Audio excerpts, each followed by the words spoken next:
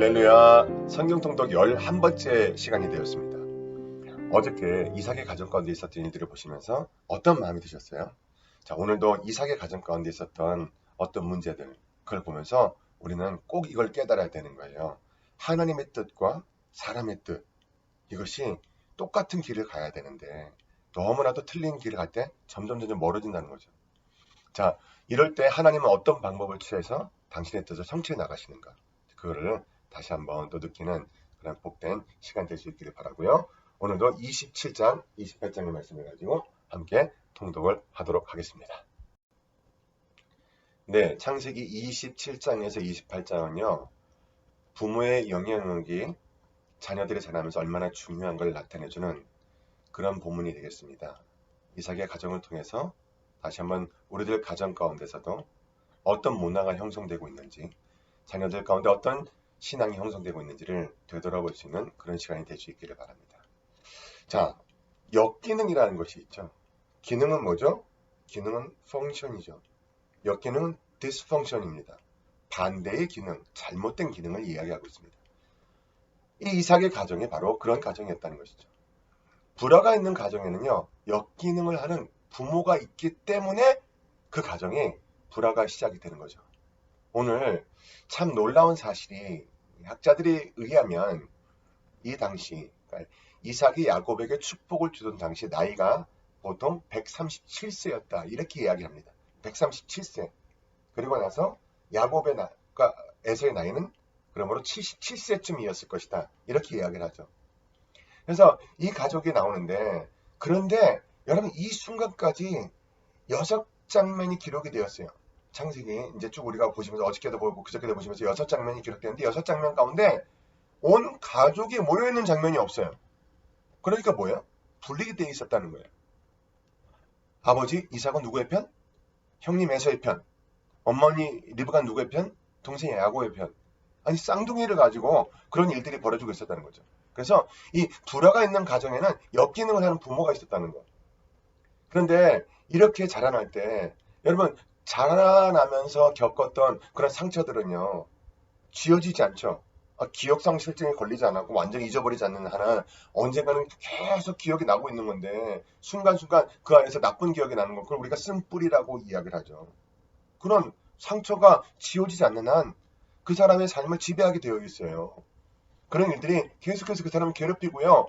이것을 어떻게 해결해야 되지라고 하는 그 마음 가운데 뭔가 찜찜한 마음이 계속 그 사람 가운데 남아있기 때문에 77세에 되었던 야곱에게도 이것을 어떻게 해결해야 되겠는가라는 마음이 남아있었고 그리고 그런 마음을 알고 있었던 엄마와 또 아버지도 알았을 것 같아요. 그래서 이것을 정리해줘야 되는 이 순간까지 다가오게 되는 것이죠. 어떻게 보면 아버지가 눈이 더 안 보일 때까지 기다렸는지도 모르겠습니다. 여러분 우리가 이것을 보면서 인간적인 방법을 사용하지 말아야지. 오늘 이 본문을 읽으시는 가운데 통독하시는 가운데 그것만큼은 꼭 마음 가운데 들어오실 수 있기를 바라요. 그래서 오직 은혜만이 가정의 불화를 선한 방향으로 바꿀 수 있다라는 것이 한번 느껴질 수 있는 그런 시간이 될 수 있으면 좋겠습니다. 자, 엮이는 가정의 문제 오늘 보시면요 4가지 정도로 문제가 또 이 가정의 문제를 정리할 수가 있어요. 첫 번째 뭐냐? 야곱을 향한 하나님의 계획을 인정하지 않는 이삭. 여러분 이삭은 알았을 거예요. 하나님의 축복이 어디로 가야 되는지. 그럼에도 불구하고 이삭은 계속해서 에서의 편을 듭니다. 에서를 좋아합니다. 남자답죠? 장자의 자격이 있죠? 야곱 어떻게 보면 참 아버지로 볼 때 요즘 세상은 좀 많이 틀려졌습니다만은 제가 자라날 때만 해도 남자는 사내 대장보다 와야 된다 뭐 이런 게 있었어요. 그러니까 이 이삭이 볼 때도 에서가 훨씬 더 사내 대장보답잖아요. 그래서 아마 편향적인 사랑을 했던 겁니다. 그래서 계속해서 에서 편을 들었던 거죠. 근데 에서는 또 어떻습니까? 이미 장자권을 팔아버렸어요. 그러면 장자권을 팔아버린 것 같이 행동을 해야 되는데 그것도 인정하지 않았던 것 같습니다.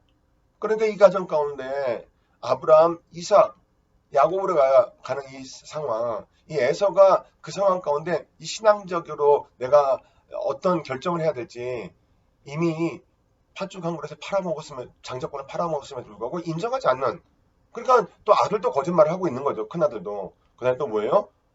엄마예요. 엄마는 또 어떻습니까?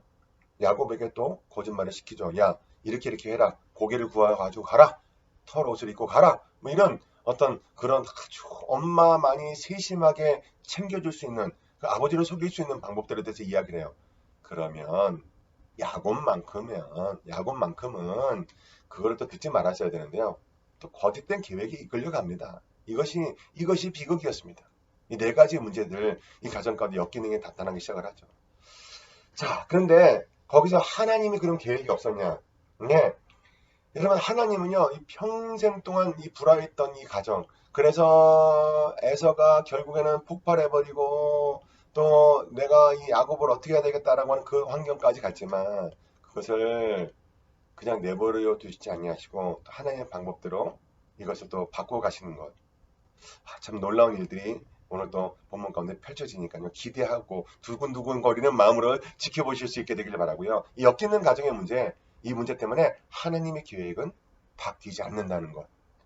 사람이 어떤 방법으로 자기의 길을 가려고 해도 사람은 마이 웨이를 가려고 하지만 아니면 하나는 가스 웨이로 우리를 인도해 주신다는 것 잊지 마시기 바랍니다. 자, 하나님의 계획이 무엇인지를 점검하지 않고 폭발하면서 근데 에서는 어떻게 했어요? 내가 야곱을 어떻게 했다. 하나님께 묻지 않았어요. 하나님 상황이 왜 이렇게 됐죠? 하나님 물었으면 참 좋았을 뻔했는데. 그러자고 인간적인 모습으로 폭발했던 에서. 그럼 결국에는 도망자 야곱이 되었던 모습. 이 모습을 보면서 이 불화한 가정, 엮이는 부모 밑에는 또 이런 자녀들도 서로 불화할 수밖에 없구나.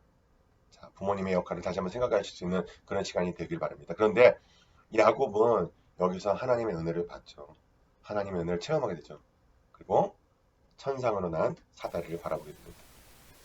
아버지, 이 얼마나 하나님 아버지를 만나는 이 가슴 조이는 순간이었을까요? 하늘로 난 사다리를 바라보면서 그가 다시 한번 하나님께서 주신 약속을 부여잡는 순간이겠죠. 하나님은요, 자신의 보호하심을 확증해 주시기 위해서 선택한 자녀들에게 자신을 계시해 주신다는 것. 이 놀라운 사건을 통해서 다시 한번 야곱에게 계시해 주시고 그를 위로해 주신다는 것. 가장 힘들고 어려운 상황 가운데서 위로해 주신다는 것. 이 부분을요, 잊지 마시고요. 하나님의 계시에 올바로 내가 반응해야 되겠다. 가장 처절하고 힘든 순간에 나에게 계시해 주실 하나님을 바라보시면서 내가 거기에 올바른 반응을 해야 되겠다. 라는 것도 다시 한번 마음 가운데 확증하실 수 있는 시간이 될 수 있기를 바라고요. 자, 그러면 여기서 우리가 한번 이 감동적인 성경 구절을 읽고 넘어갈까요? 함께 읽겠습니다. 또 본즉 야훼께서 그 위에 서서 이르시되 나는 야훼니 너의 조부 아브라함의 하나님이요 이삭의 하나님이라. 내가 누워있는 땅을 내가 너와 내 자손에게 주리니 내 자손이 땅의 티끌같이 되어 내가 서쪽과 동쪽과 북쪽과 남쪽으로 퍼져나갈지며 땅의 모든 족속에 너와 내 자손으로 말미암아 복을 받으리라. 내가 너와 함께 있어 내가 어디로 가든지 너를 지키며 너를 이끌어 이 땅으로 돌아오게 할지라. 내가 내게 허락한 것을 다 이루기까지 너를 떠나지 아니하리라 하신지라. 참 복된 본문입니다. 자, 오늘 통독하실 사항 말씀드리겠습니다. 하시면서 참고하실 사항 말씀드리겠습니다. 자, 나는 가정에서 자녀들에게 혹은 내가 있는 삶의 현장에서 다음 세대에게 어떠한 영향력을 주면서 살아가고 있는가. 이거 잊지 마시고요. 통독하시면서 나도 끊임없이 자녀들에게 영향력을 주고 있는데 어떤 영향력을 주고 있지? 이거 꼭 생각하시면서 읽으시고요. 그 다음에 통독하시면서 묵상하실 내용 두 가지 말씀드리겠습니다. 첫 번째로 하나님의 뜻을 알면서도 내 뜻만 유지하려고 고집 피우고 있는 일은 없는가? 이거 꼭 기억하세요. 고집 피우시면 안 됩니다. 고집 내려놓으세요. 두 번째, 하나님께서 계시해 주신 사건은 무엇이었고 그 약속을 이루기 위해서 나는 어떤 노력을 하는가? 야곱은 어떤 노력을 했어요? 네, 그와 같은 노력. 돌베개 베고 자면서도 하늘을 향해 올라가 있는 그 사닥다리를 보면서 그것을 보고 이 새롭게 다짐했던 야곱의 마음, 그런 마음이 또 오늘 묵상하시면서 여러분의 마음 가운데도 세워질 수 있게 되길 바랍니다. 마지막으로 암송하셔야 될 구절입니다. 창세기 28장 18절부터 19절 말씀이 되겠습니다. 함께합니다. 야곱이 아침에 일찍이 일어나 베개로 삼았던 돌을 가져다가 기둥으로 세우고 그 위에 기름을 붓고 그곳 이름을 베델이라 하였더라. 이 성의 옛 이름은 루스더라. 조금 길죠? 좀 길어서 암송하시기 힘들다고 하시는 분들이 계세요. 그러면요, 너무 힘드시면 한 10번만 읽으세요. 그러나서 암송하셨습니다 하고 표시해 주셔도 됩니다. 감사합니다. 야곱이 아침에 일찍 일어나 베개로 삼았던 돌을 가져다 기둥으로 세우고 그 위에 기름을 붓고 그곳 이름을 베델이라 하였더라. 이 성의 옛 이름은 루스더라. 아멘. 오늘도 주님의 은혜로 승리하는 하루가 되시기를 바랍니다. 감사합니다. 축복합니다.